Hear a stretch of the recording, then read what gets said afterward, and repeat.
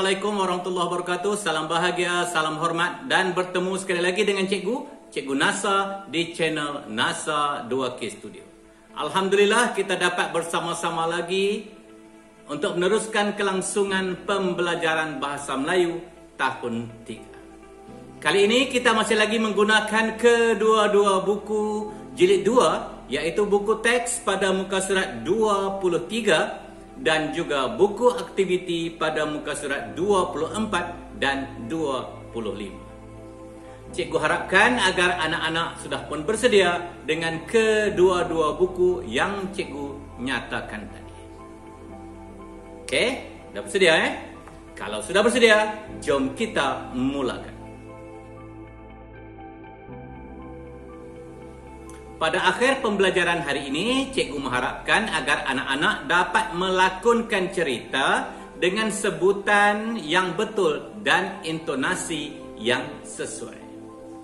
Kita lihat buku teks pada muka surat 23. Pada muka surat 23, tajuknya Tangan Kreatif. Jom kita baca bersama-sama dengan sebutan dan intonasi yang sesuai. Wah, cantiknya hiasan rumah kamu. Bijak kamu mengolah bahan buangan. Terima kasih. Ini idea ayah saya. Kami melakukannya bersama-sama. Baguslah. Cara ini dapat mengurangkan pencemaran alam. Ya, itu perbualan di antara Nabila dan Fatin. Ada perkataan mengolah dalam dialog tadi. Kamu tahu maksud mengolah? Mengolah bermaksud mengubah suai. Daripada satu bahan lain, kita ubah suai menjadi bahan lain. Seperti kita ubah suai botol menjadi bekas letak alat tulis. Itu contoh. Baik. Kita sambung pembacaan kita. Setelah Nabila dan Fatin masuk ke dalam rumah, tiba-tiba rumah itu sudah ada si payung, si botol dan juga si tayar. Si payung berkata kepada si botol, "Wah, uniknya kamu si botol. Tidak pernah saya melihat bekas tanaman sayur secantik kamu." Jawab si botol, "Terima kasih si payung. Lebih baik saya menjadi bekas tanaman sayur daripada dibuang." Jawab si payung, "Betul kata kamu si botol. Tapak pelepusan sampah juga dapat dikurangkan." Perbualan si botol dan si payung didengari oleh si tayar. Si tayar menyambut perbualan mereka. Si tayar berkata, "Saya juga bersyukur kerana tidak dibuang atau dibakar. Di sini saya dapat berbakti dan menjadi tempat duduk tuan kita." Maknanya, tuan mereka telah mengolah tayar menjadi kerusi ataupun tempat duduk. Faham Okey, kalau kamu ada kawan-kawan yang berada di sebelah ataupun ada saudara mara yang lain, bolehlah cuba kamu melakonkan kembali dialog-dialog ini dengan sebutan yang betul dan intonasi yang sesuai, seperti mana objektif pembelajaran kita hari ini. Kalau tak ada, kamu ubah-ubahlah nada suara kamu, seolah-olah kamu berlakon dalam dua dialog yang berbeza. Boleh Okey, dah selesai. Kita terus ke buku aktiviti pada muka surat 24. Jom.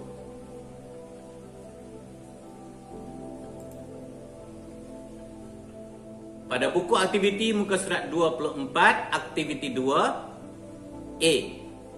Nomborkan susunan cerita menjadi karangan lengkap. Kemudian, persembahkan. Maksudnya, kita kena menyusun dahulu susunan cerita ini dan kemudian kita kena bercerita. Okey, kita susun dahulu. Yang pertama, mesti pembukaan cerita. Pembukaan cerita yang pertama berada di huruf B. Okey, B Perenggan yang kedua berada di huruf A. Sebab dia menyambung cerita yang pertama tadi. Perenggan yang ketiga berada di huruf C. Dan akhir sekali pastilah yang tertinggal lagi C. Dah susun ya? Okey, kalau dah susun, jom ikut cikgu bercerita bersama-sama dan kemudian cikgu minta kamu rakamkan kembali video kamu bercerita untuk dihantar kepada cikgu untuk cikgu nilai. Boleh ya? Okey, baik. Kita bercerita bersama-sama. Alia dan ibu bapanya menjemput abangnya dari tapak perkemahan unit beruniform. Alia melambai-lambaikan tangan sambil memanggil nama abangnya. Nama abangnya Azim. Azim, Azim, kami di sini. Ya, kita teruskan.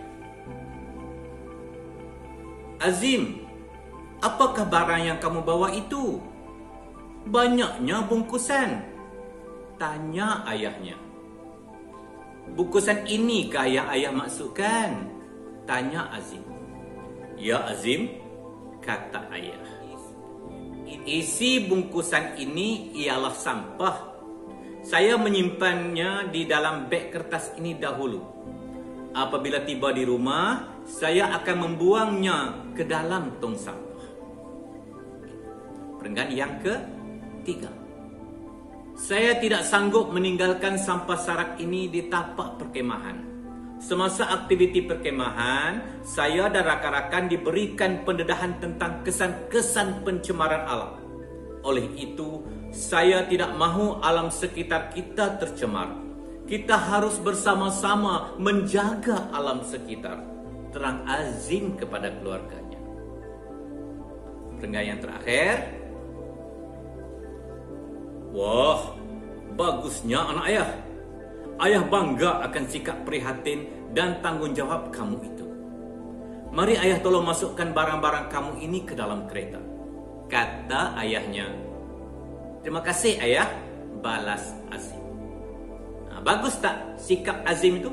Ya, patut kamu contohi untuk kita mengelakkan pencemaran. Jangan buang sampah di merata-rata tempat. Okey, seperti mana awal tadi cikgu katakan, kalau boleh selepas ini kamu buat rakaman video, kamu bercerita dan bertukar-tukar dialog di antara Azim dengan ayah dan juga adiknya iaitu Alia. Dan kemudian hantar kepada cikgu untuk cikgu nilai dan sema. Kalau sudah selesai aktiviti pada muka surat 24, kita terus ke buku aktiviti muka surat 25. Pada muka surat 25, seperti mana tadi, kita juga diminta untuk melengkapkan cerita dan persembahkannya. Untuk aktiviti 2 ini, cikgu akan membuat sedikit kelainan untuk kamu, di mana cikgu akan bercerita menggunakan papet. Kamu juga boleh membuat aktiviti ini dengan mengambil mana-mana permainan yang mungkin ada di rumah kamu. Sedia ya? Okey. Okey, selamat bertemu kembali. Kali ini cikgu akan bercerita menggunakan papet berdasarkan kepada cerita yang terdapat pada muka surat 25 buku teks. Sangkalah berenang bersama dengan anak-anaknya.